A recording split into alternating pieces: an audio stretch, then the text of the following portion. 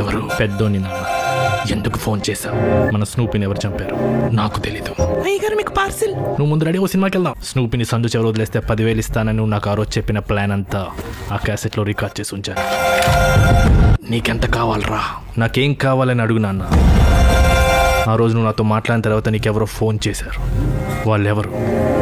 ఏం మాట్లాడారు? సైలెంట్గా ఉండడానికి మాట్లాడుతుంది అమ్మతో కాదు నాన్న. అమ్మకి ఆ స్నూపీ ఎంత ఇష్టమో నీకు తెలుసు. నేను చంపాను అనుకుంటుంది. నీ ప్లాన్ అని తెలిస్తే నీకు తెలుసు మన స్నూపీ చైన్ నీ మెడలో ఉంటుంది.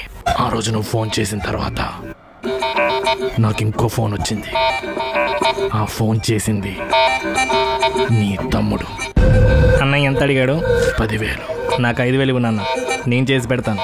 మరీ 5,000 కాదు కానీ 50,000 ఇస్తే తీసుకో.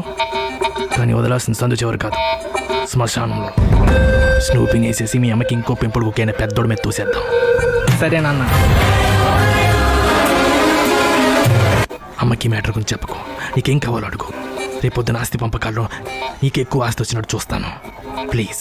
మనం ఆ రోజు మాట్లాడింది రికార్డ్ చేయలేదు, కానీ ఇందాక నువ్వు పని మనిషితో మాట్లాడింది రికార్డ్ చేశాను.